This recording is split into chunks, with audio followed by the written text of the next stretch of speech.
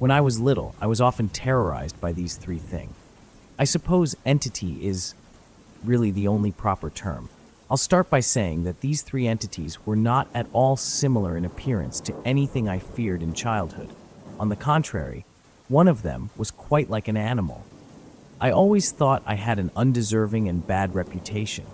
The experiences were not like dreams, but they weren't sleep paralysis either.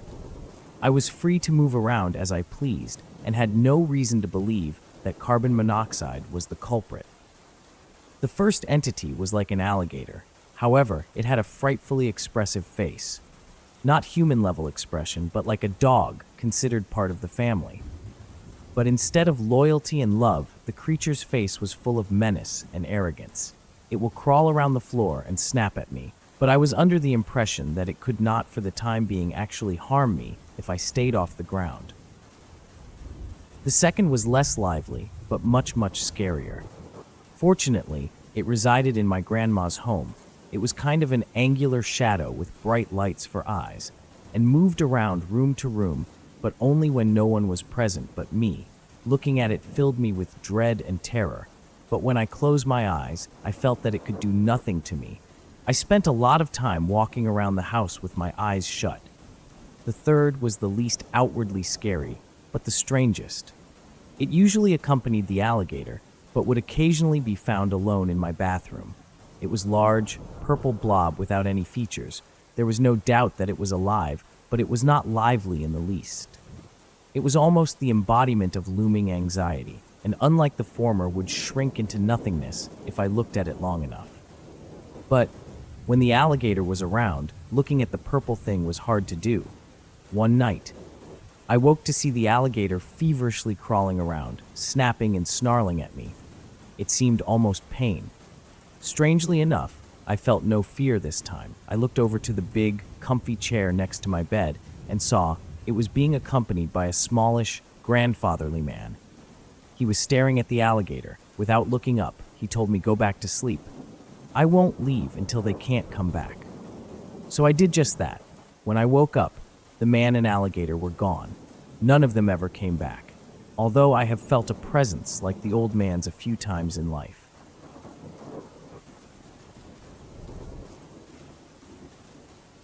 We were in the Dominican Republic, staying at a locally owned hotel. It was a nice hotel, but nothing locks and very open, soft airspace. We had all gone out for dinner and enjoyed a bottle of wine, but weren't drunk or anything. I'm eating in bed, and my husband comes out from the bathroom completely white-faced in shock. There's a spider in the bathroom. I look at him and laugh. Spiders in the Dominican Republic are big, but nothing to freak over. He looked like as of Satan himself, by his expression. So I go to the bathroom. All I see are 4 thick, hairy orange and black legs coming from the sink basin. There were at least 10 inches long and at least as thick as pencils, very hairy. From about 5 feet away, I could see separate orange-black hairs. I'm short, so I couldn't see the whole thing over the sink from the distance I was. There was a towel blocking the direct view, plus the sink basin. But just by the legs, I saw that it was almost a 2-foot-long spider. I calmly walk back to my husband. Did you see it? I nod and leave the room to get help from the front desk. Our broken Spanish have the staffers an hysterical laugher, not to mention that they had just took as overactive tours of Scared of a Little Spider. One staffer, Jose, came to look and it was gone. Jose tells us that he has at least 3 in his home, which is when I realize that these people don't either believe me or understand what I'm saying. I've lived in tropical climes before, and there's no way in hell you'd share a home with a spider we saw. A day later, and we have a normal spider infestation. I go to the desk and ask for bug spray. The staffers are still having a laugh at our expense, but the same guy Jose comes up with me with the spray. We're cleaning the spiders, and we are about 5 inches or so of daddy long leg types. He's surprised when I'm suddenly not scared by these spiders. Yes, I informed him that these spiders aren't what we saw last night. I use my hands to show them the size of the one we saw. His mouth dropped. I've never heard or seen anything like that in my entire life in the Dominican Republic, but who knows what comes out of the jungle. It wasn't until a little while later that my husband, while discussing with Harry, our pet name for the spider, realized that we'd only seen half of it. My estimate of a 10-inch leg would probably actually be about 22 feet, was severely off. He saw the whole body, and the body minus the legs. It was as wide as his entire hand, a grown man's hand, so it was likely way bigger than 2 feet in diameter. He also said there were multiple black eyes. This happened well over 10 years ago, so I cannot provide dates, but my experience happened in Salt Fork, Ohio. I have forgotten about it for years, into a silly television show, jolted my memory.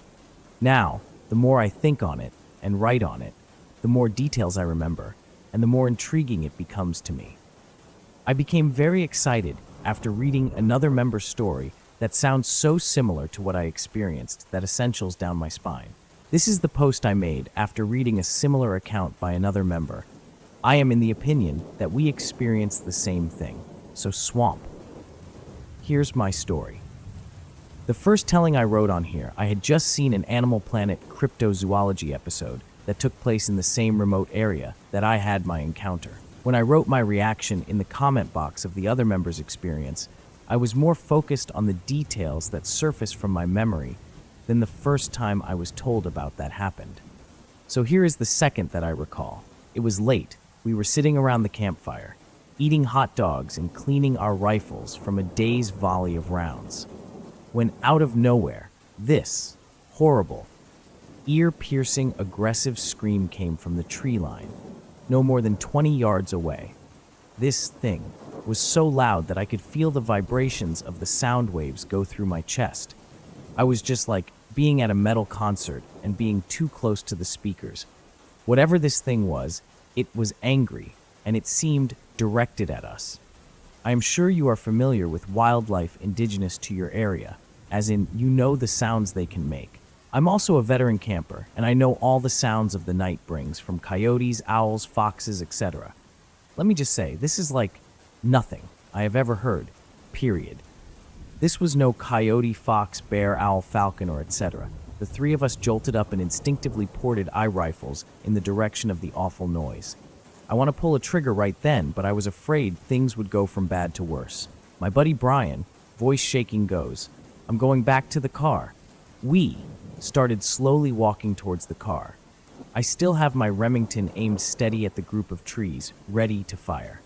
As I got a bit further away, I thought that maybe it would not follow us if we let off a shot or two, so I did.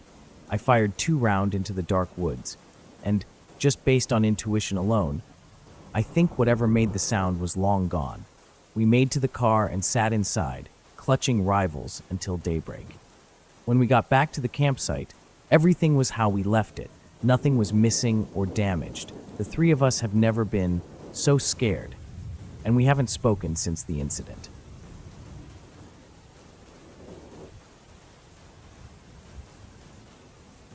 Some of my internet friends make jokes at my expense because I live in Arkansas. Do you even have electricity? And do you find your cousin attractive? What we do have is a fuckload of trees and mountains. You leave the greater Little Rock area and drive through 30 minutes and hit a town. Another 30 minutes you hit another town, another 30, and you see where this is going. You know the saying, the universe is 99% empty space. That's basically this fucking state, but it's 99% woods. I lived on the edge of one. Such huge, expansive woods. I spent a lot of time in the woods with my friends. We find normal dead animal carcasses, weird fire circles set up by local rednecks or meth heads, and other basic inner wood stuff. So one night, I was going through some normal teenage and shit, and I was sitting on the roof looking at the stars. It's mostly full moon, and I can see through the trees, and it's really chill up there. It was a nice autumn breeze. My mom and little sister were sitting outside on the hot tub right under the edge of the roof in front of me. I hear them get up to go in, and I'm still relaxing. You know the feeling where, you know, something is watching you. It's different from the regular spooky vibe you'll get. Is something in your brain that doesn't care about the reason or reality TV. He's the hit or woman over the head and get it. All of a sudden, my relaxation is gone. I immediately know something is not okay. I know something is staring at me, and it would like nothing better than to eat my scrawny ass. Just for reference, there's an edge of the roof just about 6 feet of deck, and then 20 feet of yard, until our 6-foot privacy fence. We set up the privacy fence in front of the shitty chain link fence that was there before we moved in because, meth heads. And then behind the fence is a ton of shitty bushes and shrubs. And then right behind that is trees. I start to scan the fence, and I noticed something directly in front of where I was going. Keep in mind, my mom, a little sister, would have been between me and it. So I noticed this outline. All I know is I see black of the shrubs and trees. And then right above the privacy fence is what looks like brown-colored outline of a head and shoulders. My first thought was, the fuck is someone standing on the chain link, spent looking over? I think rattles like a motherfucker when I climb on it, so it can't be that. Apparently my feet had gone under and started moving my ass towards the edge of the roof without consulting my brain. I get to the edge of the roof and looking at this outline when I hear a scream from a horror movie monster. Imagine if you shoved a bear, a cougar, and one of those screech owls into a mosh pit and recorded the noises, then added some heavy distortion to it. I remember instantly turning and running to the opposite side of the roof, parkoured off that bitch, and ran inside, crying to my mom.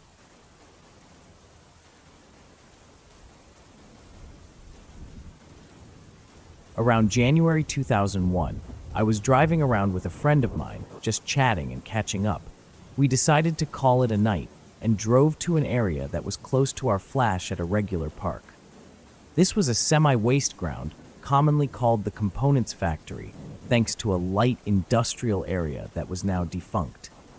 Besides the local coach park, driving alongside the road, we noticed a couple looking and pointing up at us. There was something floating above the building. At first, it literally looked like pieces of black rags that were suspended off the building. There was a noticeable gap between the roof and the Gregs. We parked the car, and I asked my roommate to run back with me to have a closer look at what that thing was. He wasn't having any of it, he said, and wanted to go home. As peculiar as I found his lack of interest in this, was I understood that he seemed uneased about checking it out and accepted that he wasn't going to come along. I therefore ran on my own to the building to see that the couple had moved on and that the thing was no longer on top of the building but floating parallel to the ground at the same height that it had been when I originally saw it. I was able to take a closer look at it, and here's when the story somewhat turns weird. What I saw was a floating 8 to 10 meters off the ground, height of the building, plus then some.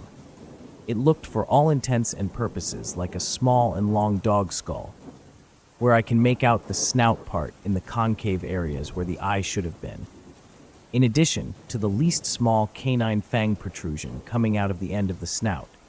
The rags seemed to be made of genuine fabric, but it looked like a cross between a hood and a matted fur, and started halfway into the dog's skull, and hangs loosely for less than a meter in thick clumps. Whatever it was, I can only describe it as inanimate, since it was just floating. Hovering is probably a better description. Away from the terminal. It made a beeline as the crow flies past Resident Bach and out the nearby marina, where it went out to sea, avoiding a long mast of ships in their berths. I had to run around the building to keep up to the marina to see it float away. That was the last I ever saw of that thing, and I've never experienced anything remarkable since or before that, for that matter. The next day, my friend only briefly acknowledged what we saw. Whilst driving, but never wanted to know more about it, he moved out from Gibraltar to the UK shortly afterwards, not really to the incident, and haven't seen him since. I would certainly appreciate any input on what others think this may have been.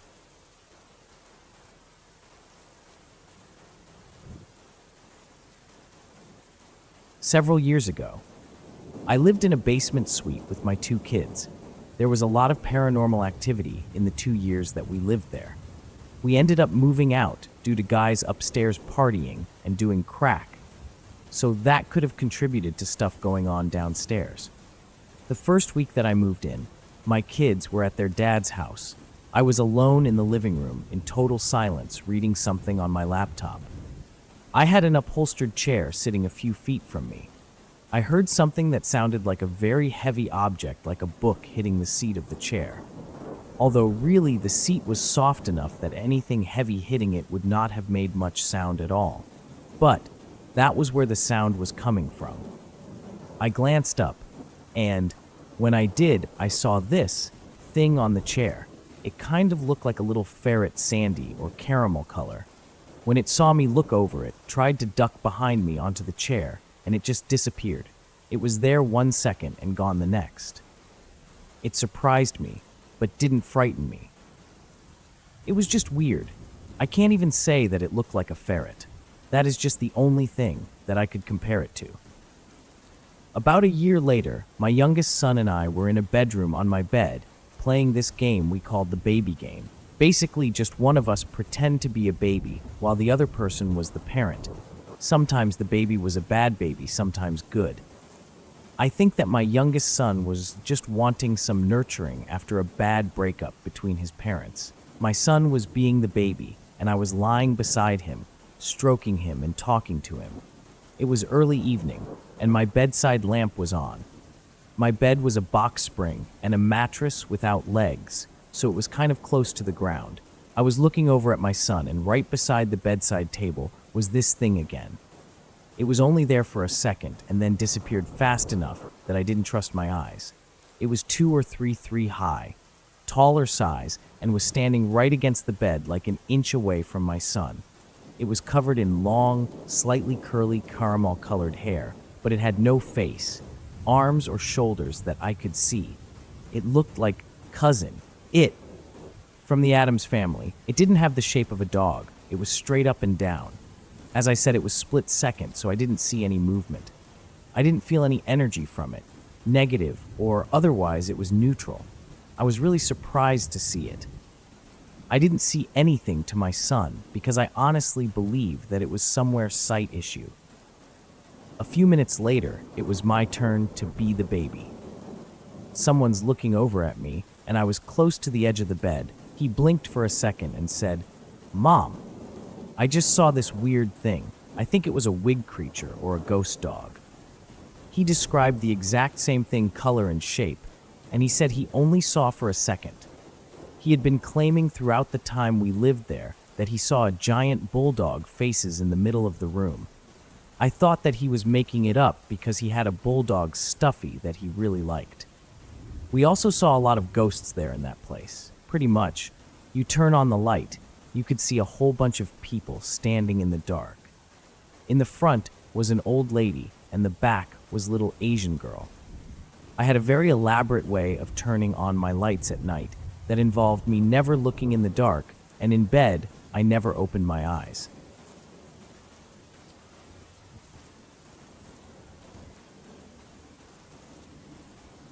My name is Dustin, and I grew up in a town called Cranbrook. It's in southeast British Columbia, in the Kootenays, the middle of nowhere. This story happened about 14 or 15 years ago, 2002 or 2003, with my 3 other friends, DB, PD, and SR. We were driving around the streets of Cranbrook like any other night. It was around 10 p.m. DB was driving his mom's car. SR was in the back seat behind him. PD was sitting passenger, and I was behind him, if my memory is correct. We came to a stop on 2nd Street, crossing Cranbrook Street north to the 10 Book 4 Street building to our left, waiting to cross the crosswalks to the young boy who was wearing what looked like a hospital gown and seemed to be glowing. His gown, his skin, and his hair, all illuminated, as the boy began to cross. I recall him appearing to be an old man, suddenly still glowing. Once the figure was directly in front of the car, it was now an old, haggard Aboriginal woman. The gown and glow were gone, and she was wearing layers of old tater clothes. Once she got to the sidewalk, she collapsed, folded right over, and fell into the ground. PT rolled down his passenger window and asked if she needed help. Her response is quick and very raspy and trill. She said, "No, I don't. Call the police." No, no, he must have been in shock, or even just memorized by the incomprehension. Because we just went to Safeway, which was open until 11 p.m. and called 911 on the payphone. By this point, we were in giddy frenzy trying to rationalize what we saw. Despite our curiosities and imaginations, we were all about 18 and 19 years old. Then when we went back to the intersection, the police were already there. The woman had made her way toward the 10-back building, sitting against the brick wall. The police were approaching her, and she sat in the darkness. We drove off, and that was the last we heard of it or followed up of it. I often wonder what it could have happened. If the police called, did they offer help? What if we let her in the car or even got her to the car for aid? What was it, an alien, a skinwalker, or a figment of collective imaginations? To this day, all four of us remember what we saw, and all those certain details may differ in our stories. We all agree we witnessed something unexplainable.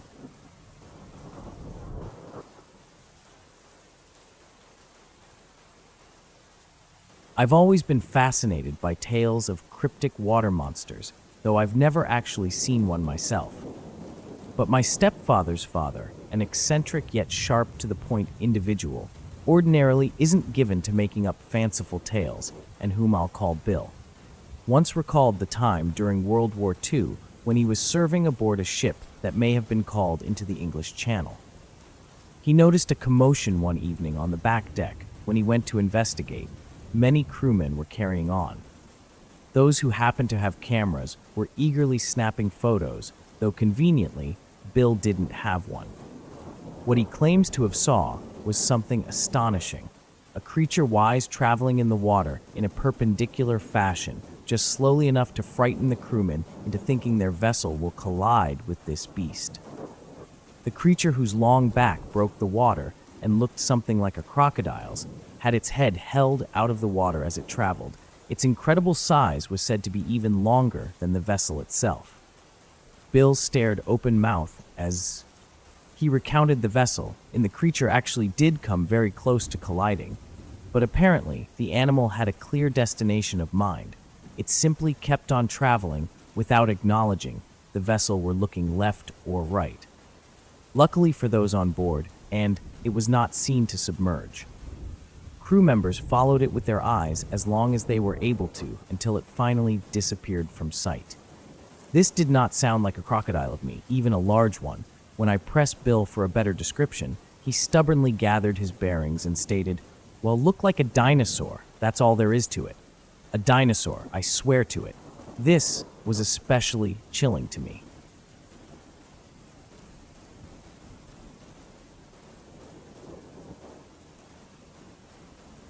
So this happened a couple of years ago. I was walking home from my work, and my road is a busy road, so it's busy with people in cars, and it was rush hour. Walking towards me from a distance was somebody wearing a black hoodie with the hood up. I noticed something seemed to be wrong with their face. I didn't want to look at them too much and avoid being rude, but I couldn't help but noticing that they were walking in a hurried way and as if they did not want to be seen, keeping their head down. As I got closer to them, I couldn't resist getting a closer look, so I looked over to their face, and it was almost completely blank. Like when you're editing a photo and you turn the brightness or contrast all the way up, so all the facial features are gone apart from the eyes, mouth, and nose. This is what this person's face was. But instead of pure white, more the yellow white of the moon or magnolia paint. That's not all. Well, to their face, religious images flooded in my mind of horror, evil, and hell. That was a total fist for me. I'm not a religious person at all. My mind got very bad vibes from what I had just seen, and something told me that I should forget about what I'd seen and not think about it again. Very unusual for me. I'm not usually a curious person, but I felt compelled to forget about this ASAP. So, I actually made an effort to not think about it, and didn't tell anyone about it until several weeks later when the emotions I felt were more faded. I don't think they just had a deformity or skin condition, because there was nothing there rather than something, and The emotions and images I got from looking at their face were unlike anything I've ever experienced.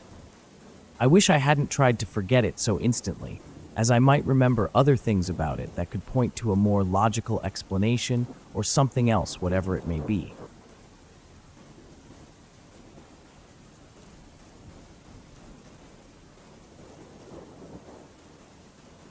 I have a few stories. I don't know why things keep happening to me, but I have no reason to lie.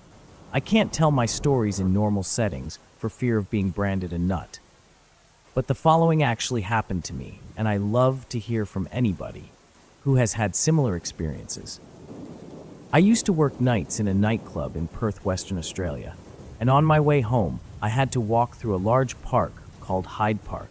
Hyde Park had concrete pass line with huge Moreton Bay fig trees. They are massive trees with large roots, big enough to sit on. One night I was walking along the path when I noticed the roots of one of the trees were shaped like a person. I thought it was cool. When I got close, I knelt down to have a better look. As I bent down, the figure in the tree looked up at me. I think it was a he. I'm not 100% sure though. He was nestled in the roots of the tree and sort of appeared to be a part of it. He was kind of wet looking. At first, I thought he was the victim of a mugging or something, and I started to ask if he was all right, but before I could get the words out, I realized he was not human at all. Had a big omen-shaped eyes, cat-like I guess he looked like pictures of demons of aliens, Grace to be precise. He had a very, very kind eyes though. And I wish I'd stayed to talk, but I was too freaked out that I ran without looking.